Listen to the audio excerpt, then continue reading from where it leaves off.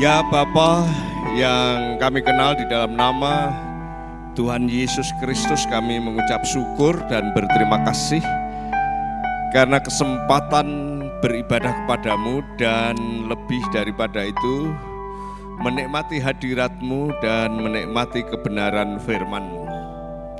Sebentar kami mau mendengarkan sebagian dari firman-Mu, kami mohon kiranya Roh Tuhan menerangi mata hati kami, menerangi batin kami, pikiran kami sehingga kami cerdas dan kami mampu menyerap kebenaran firman-Mu, mengendapkan kebenaran firman-Mu di alam batin kami sehingga ini bisa beroperasi di dalam seluruh kehidupan kami sehingga hidup kami sesuai dengan kebenaran yang Tuhan mau. Terima kasih Bapak, itu sebabnya kami menyerahkan pemberitaan firman-Mu pada sore hari ini dari awal, tengah, sampai akhir sepenuhnya dalam kuasa-Mu. Berbicara kepada kami dan kami siap menerimanya. Dalam nama Tuhan Yesus kami menyerahkan. Haleluya. Amin. Silahkan duduk.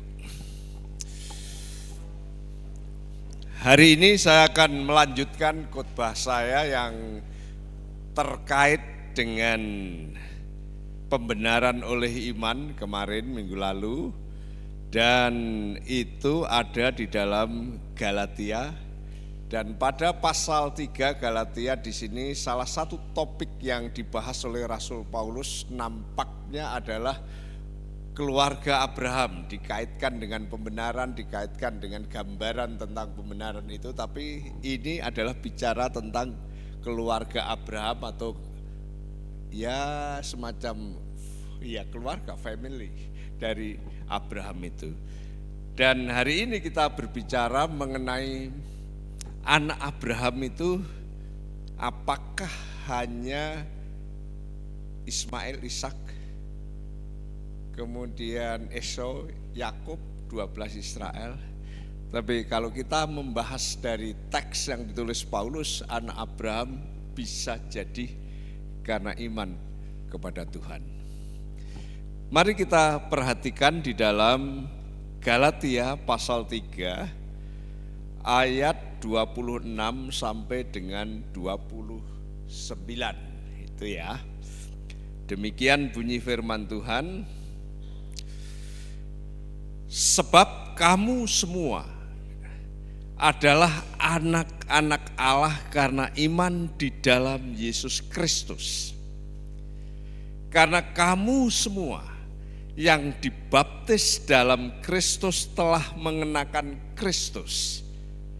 Dalam hal ini tidak ada orang Yahudi atau orang Yunani, tidak ada hamba atau orang merdeka, tidak ada laki-laki atau perempuan.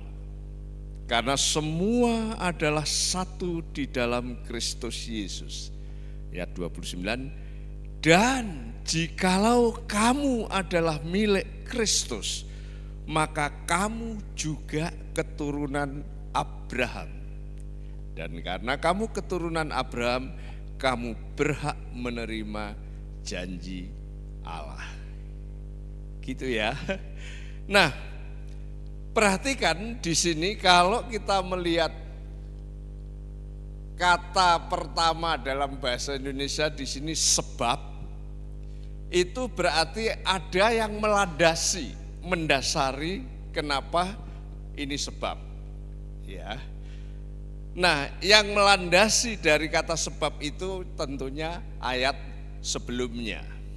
Nah, ayat sebelumnya itu adalah ayat 23, 24, 25. Artinya apa? Ini ada kait-mengkait, ada hubungannya. Di mana orang yang percaya tidak lagi di bawah pengawalan, di bawah pengontrolan, di bawah ya mungkin proteksi termasuk dalam hukum Taurat. Karena kalau kita melihat gambaran yang dipakai, orang Israel ketika di Mesir kemudian dibebaskan Nabi Hosea berkata, kupanggil anakku engkau dari Mesir.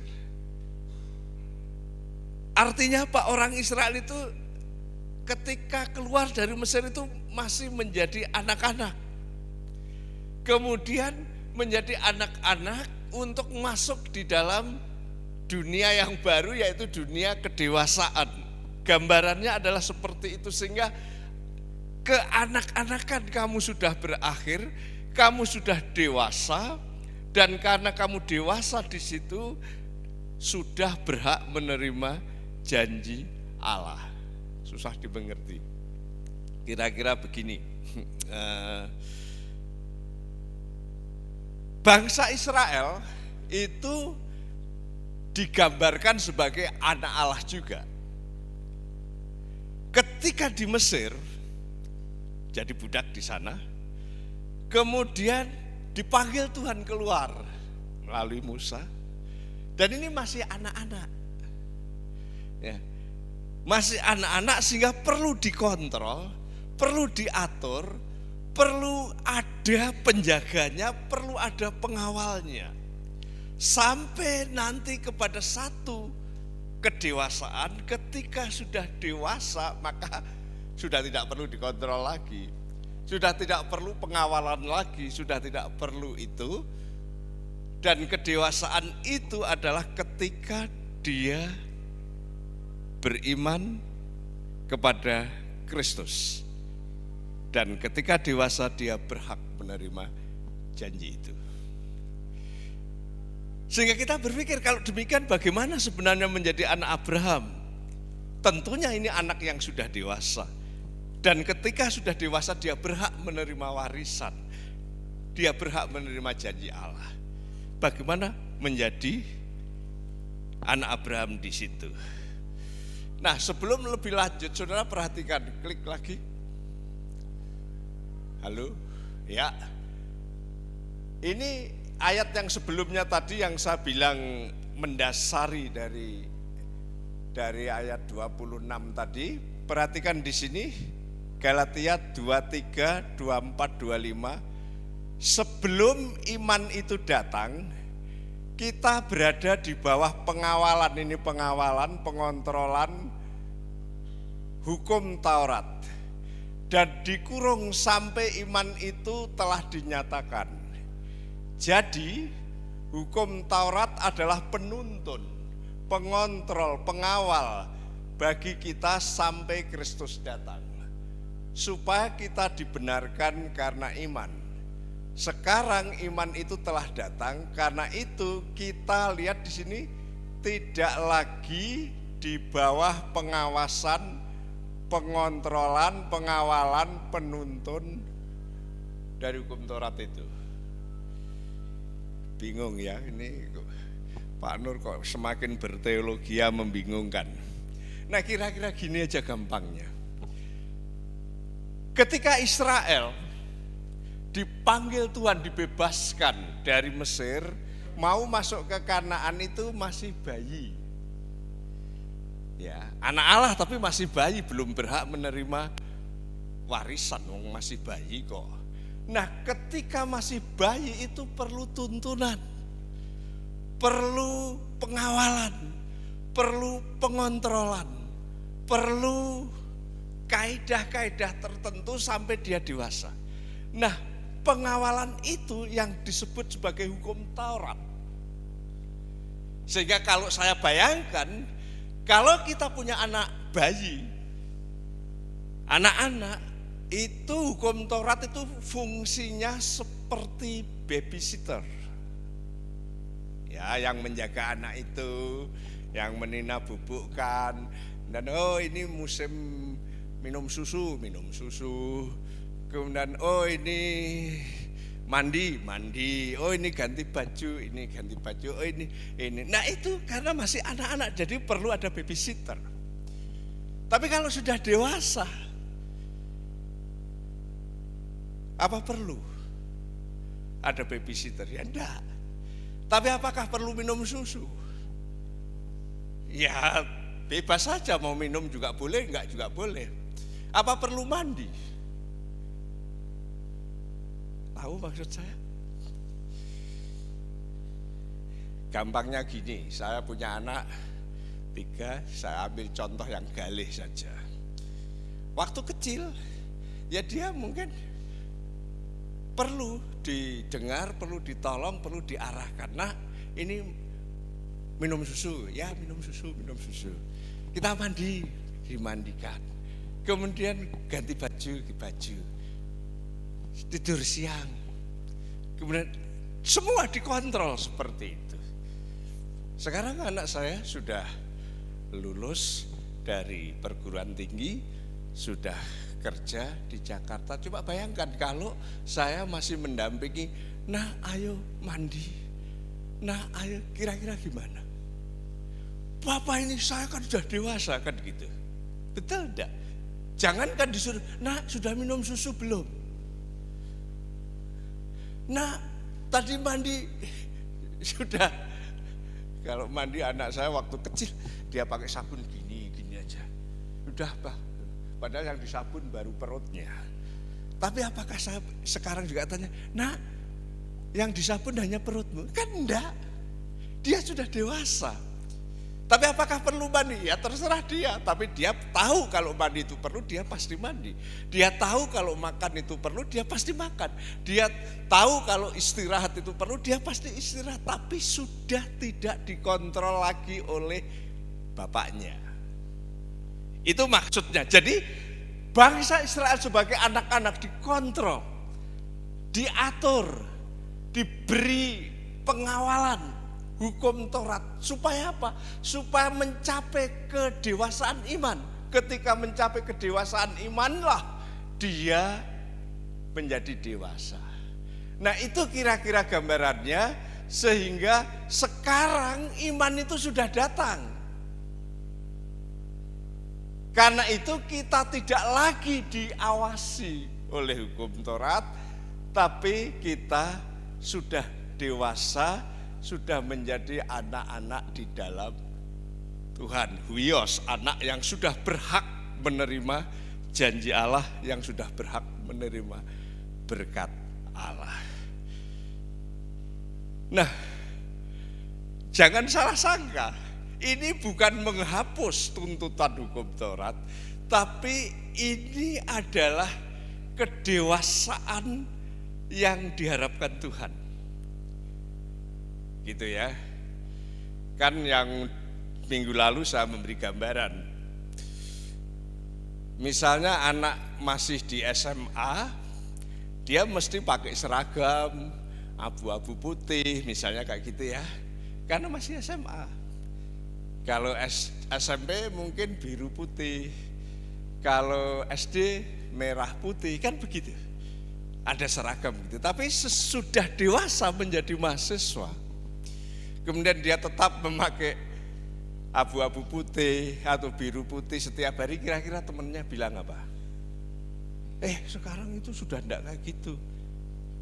Ya kan? Kenapa? Sudah merdeka. Tapi apakah ya karena sudah merdeka saya kuliah pakai swempak saja gitu? Bisa enggak? Ya enggak juga. Tapi dia bisa memilih yang terbaik untuk kuliah. Kalau saudara sudah beriman kepada Yesus, tidak harus dituntun, tapi saudara sudah tahu memilih yang terbaik. Tahu karena kamu dewasa, dan dewasa itulah dimulai dengan kesadaran saudara beriman kepada Kristus. Saudara mencapai puncak kedewasaan di dalam Tuhan sehingga saudara tahu yang terbaik untuk saudara. Itu maksudnya. Jadi menjadi anak Abraham itu diawali dengan iman kepada Yesus Kristus. Percaya kepada Yesus Kristus.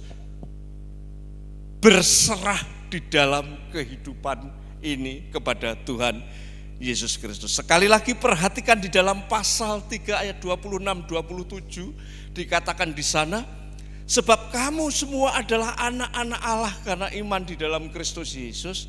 Karena kamu semua dibaptis dalam Kristus dan mengenakan Kristus.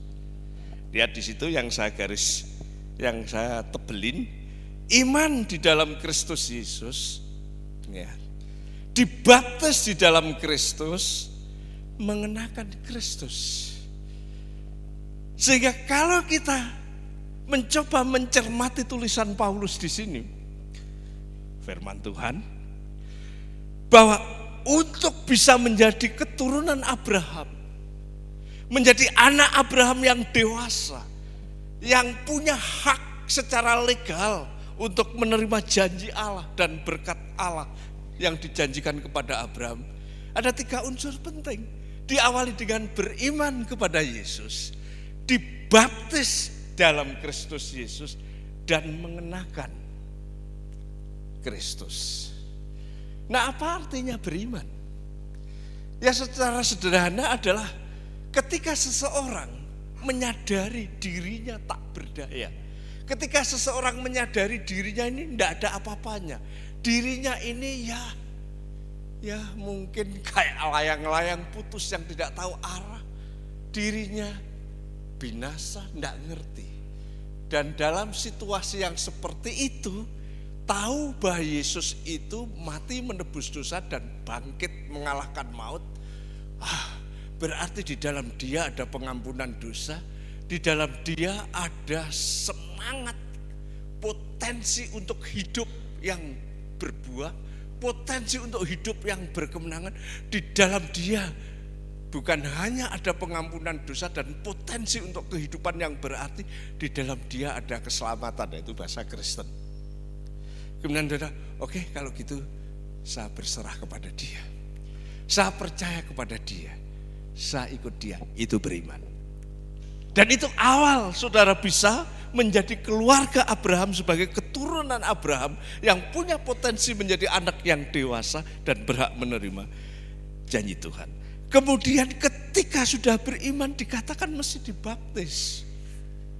Nah, memang kalau saya perhatikan di sini lebih cenderung kepada arti yang lebih dalam, makna yang rohani, bahwa dibaptis itu hakikatnya adalah disatukan dengan Kristus.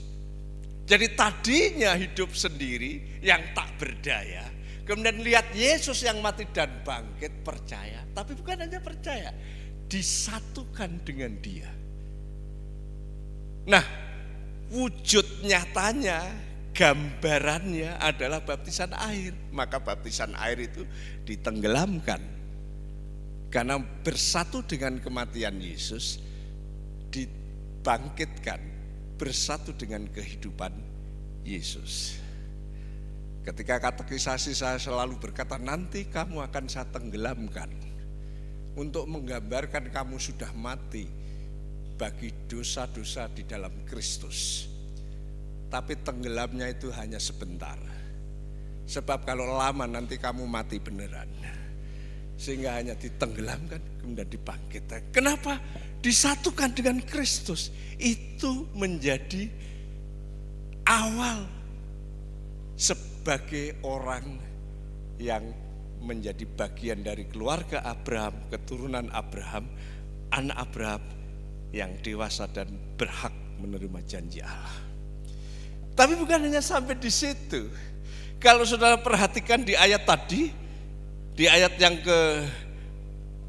ke-27 tadi, karena kamu semua yang dibaptis dalam Kristus mengenakan Kristus. Nah, ini menarik karena istilah yang dipakai itu mengenakan, seperti mengenakan pakaian. Jadi tadinya pakai pakaian yang lama itu sudah tidak terpakai. Sudah percaya Yesus, sudah disatukan dengan Yesus, pakai pakaian yang Kristus berikan. Nah, pakaian Kristus itu apa? Ya, bisa saja itu kebenaran. Kebenaran Kristus ada di dalam diri kita, maka sekalipun kita berdosa, ketika kita percaya Yesus, disatukan dengan Kristus, di hadapan Allah kita divonis sebagai orang benar. Bukan kebenaran kita, karena kita memakai kebenaran Kristus.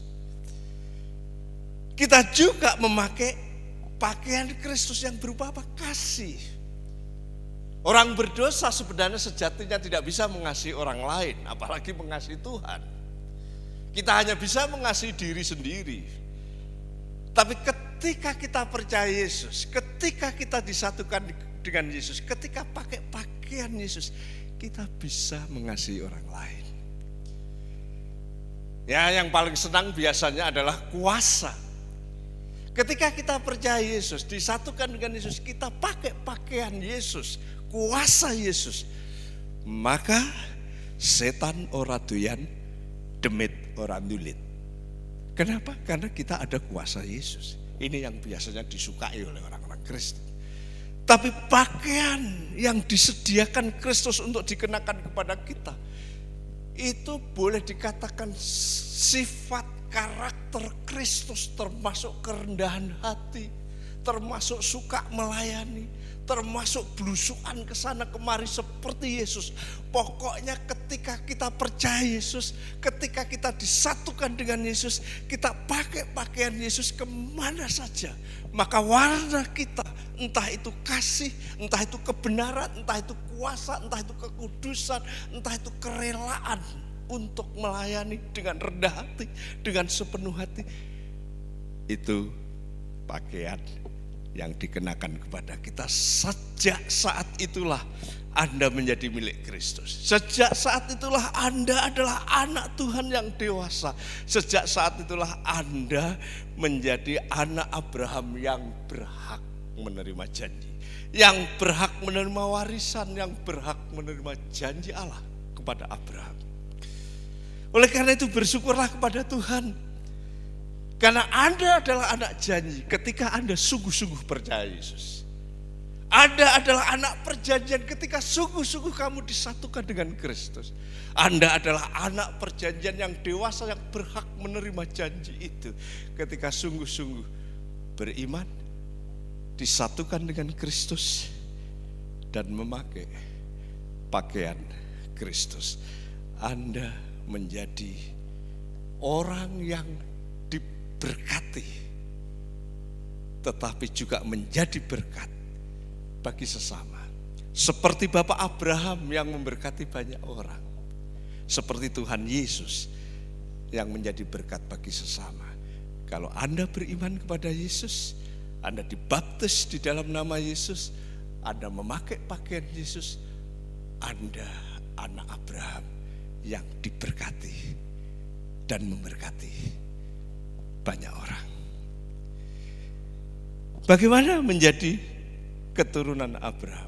Bukan hanya beriman, disatukan, dan memakai pakaian Yesus, tapi kita menjadi satu dalam Kristus, menjadi bagian dari tubuh Kristus. Kristus sebagai kepala, kita tubuhnya. Perhatikan gambaran yang Rasul Paulus tulis di dalam ayat 28. Dikatakan begini, ketika kita sudah percaya, dibaptis dan memakai pakaian Kristus, dikatakan dalam hal ini tidak ada lagi orang Yahudi atau orang Yunani, tidak ada lagi laki-laki atau perempuan, karena tidak ada lagi hamba atau orang merdeka, karena kamu semua adalah satu di dalam Kristus Yesus. Kristus kepalanya, kita tubuhnya. Menarik di sini, karena Rasul Paulus mengatakan bahwa ketika kita beriman kepada Kristus, kita itu ada kesatuan. Sebagai sebuah komunitas, kita ada kesatuan baik di dalam ras, sosial maupun gender. Tadi kan ada Yunani, Yahudi, hamba, orang merdeka, sosial, laki, perempuan, gender. Ini penting, kenapa? Karena orang Yahudi itu merasa memiliki ras paling unggul. Orang Yahudi merasa ras paling tinggi karena mereka adalah umat pilihan Allah. Dan tidak heran, memang orang Yahudi dimanapun pintar-pintar. Orang Yahudi dimanapun menguasai dunia. Entah itu dunia pendidikan, entah itu dunia, macam-macam, semua adalah orang Yahudi, sehingga wajarlah kalau dia merasa unggul. Ini rasa yang paling hebat. Tapi jangan lupa orang Yunani juga pernah merasa begitu. Jangan lupa orang Babel juga pernah merasa begitu. Dan ini kecenderungan orang. Ras apapun dia merasa superior terhadap yang lain. Tapi ketika kita percaya Yesus, ketika kita disatukan dengan Yesus, ketika kita mengenakan pakaian Yesus, tidak ada Yahudi, tidak ada Yunani, tidak ada Jawa, tidak ada Batak, tidak ada Sumba, tidak ada Bali, tapi satu di dalam Kristus. Kalau gitu lebur, enggak. Jawa tetap ada, tapi Jawa yang Kristen. Batak tetap ada, Batak yang Kristen. Nias tetap ada, Nias yang Kristen. Tapi ini satu yang betul-betul satu di dalam keperbedaan. Sosial juga zaman itu, kalau kita perhatikan, yang namanya hamba dalam pengertian waktu itu doulos, budak. Budak itu sangat rendah di mata majikan, sangat rendah di dalam sistem sosial pada masa itu. Kalau budak diperlakukan seperti barang, diperlakukan seperti hewan, bisa diperlakukan sedemikian rupa, jadi begitu rendah. Tapi ketika percaya Yesus, ketika disatukan dengan Yesus, tidak ada lagi hamba, tidak ada lagi orang merdeka, tapi satu di dalam Yesus. Kalau demikian semua samarta, enggak juga. Tapi hakikatnya satu dalam keperbedaan. Sama gender juga. Zaman dulu yang nyamannya laki-laki itu yang di atas, yang perempuan di belakang. Termasuk di ibadah juga, kalau ibadah yang depan laki-laki, yang perempuan ini tidak boleh di sana.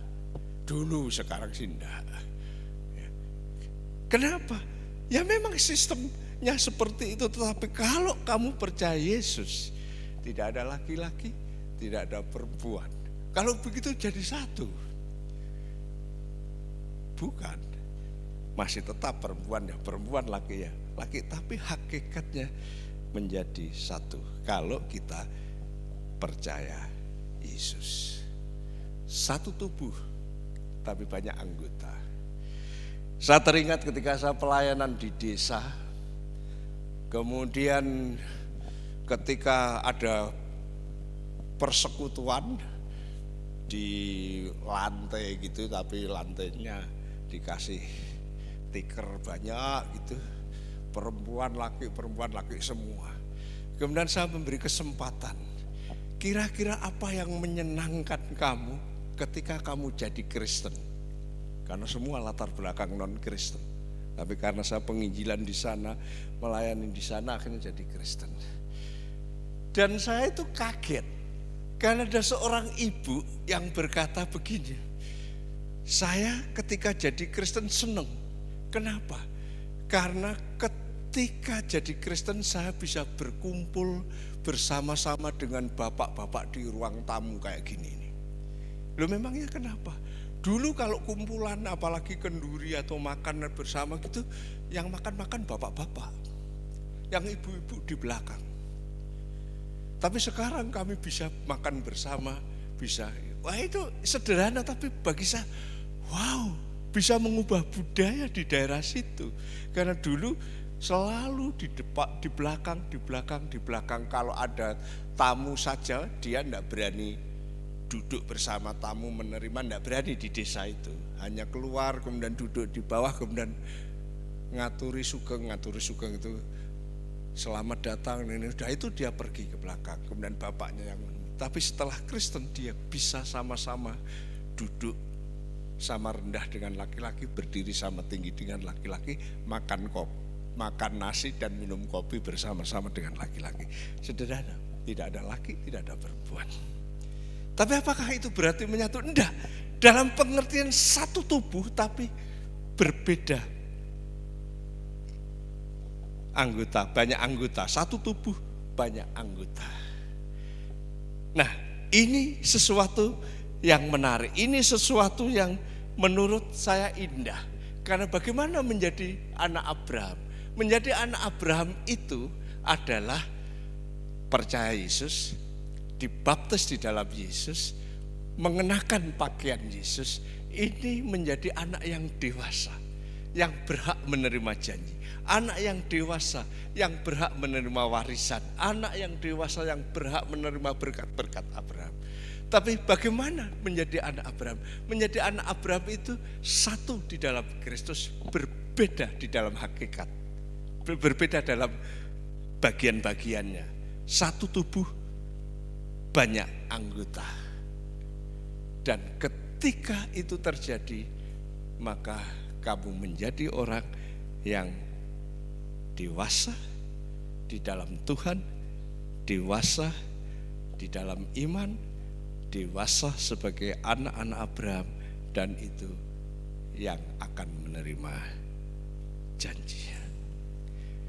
Sebagai penerapan, kalau saudara percaya Yesus, kalau saudara dibaptis di dalam Yesus, kalau saudara mengenakan pakaian Kristus, dalam pengertian kebenaran Kristus ada di dalam dirimu, kasih Kristus ada di dalam dirimu, kekudusan Kristus ada di dalam dirimu, kasih kuasa itu dalam dirimu, kamu sungguh-sungguh milik Kristus.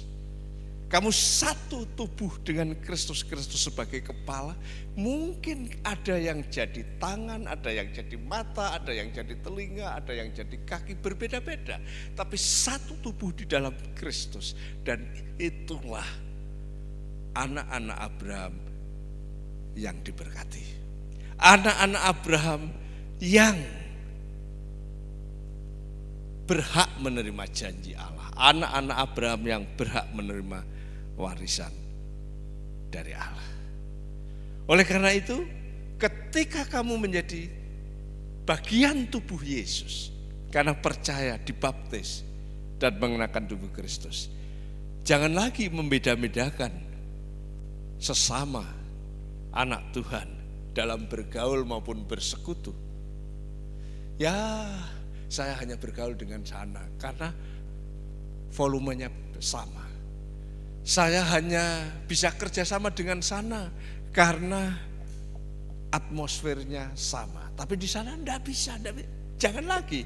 Karena kalau kamu adalah orang beriman, anak Abraham, kamu sudah disatukan dalam Kristus. Sekalipun berbeda, tapi kita bisa bekerja sama. Sehingga kita tidak membeda-bedakan dalam bergaul, tidak membeda-bedakan dalam bersekutu, tidak membeda-bedakan dalam bekerja sama. Kita mestinya saling menghormati, kita mestinya saling memperhatikan, kita mestinya saling menolong, kita mestinya saling memberkati satu dengan yang lain. Bukan sebaliknya saling menjatuhkan, bukan sebaliknya saling merendahkan. Apa kowe iki?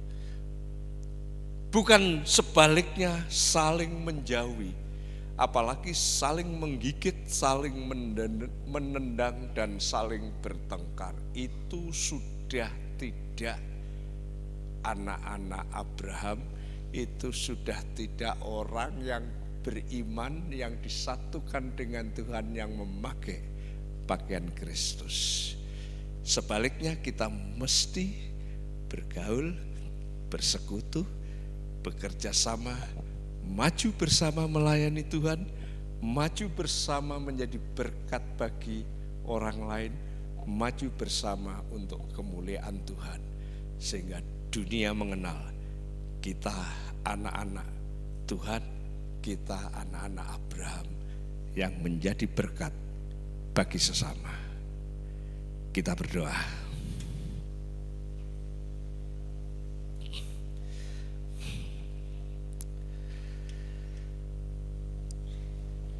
Bapa yang di surga,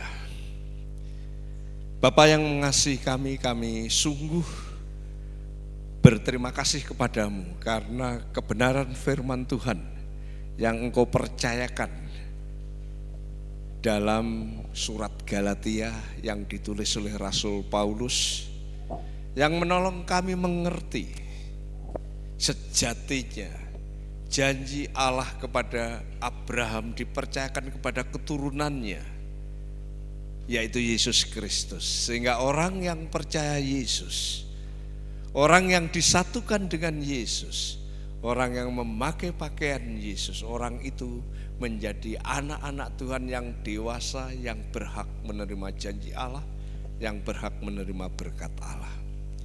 Tapi lebih daripada itu, orang yang disatukan di dalam Yesus, dia bisa bersatu bersama untuk menjadi berkat. Sebagaimana janji Allah, keturunanmu akan menjadi berkat bagi banyak orang. Yesus sudah menjadikan dirinya memberkati banyak orang.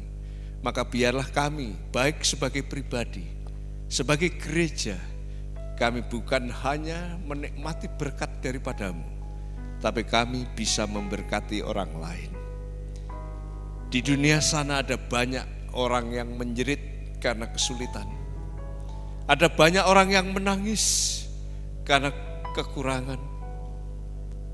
Ada banyak orang yang menderita dan tidak ada uluran tangan. Ada banyak orang yang tertatih-tatih jalannya untuk menuju jalan yang benar. Tolonglah kami sebagai gereja, sebagai orang beriman, peka terhadap dunia sekitar, dan lebih daripada itu, kami menjadi berkat bagi mereka. Terima kasih Yesus, terima kasih Tuhan, Engkau sudah menjadi teladan ketika Engkau di bumi ini. Engkau memberkati orang yang kesusahan, Engkau memberkati orang sakit, Engkau memberkati orang miskin, Engkau memberkati orang yang terpinggirkan, Engkau memberkati orang berdosa. Tolonglah kami supaya kami bisa belajar seperti-Mu. Bukan hanya kami diampuni, bukan hanya kami diselamatkan, tapi kami memperhatikan dan memberkati orang lain. Makasih Tuhan Yesus, terima kasih. Berkati kami, berkati kebenaran ini supaya menjadi bagian dari hidup kami. Haleluya. Jemaat, kita bangkit berdiri dan kita akhiri ibadah ini dengan doa.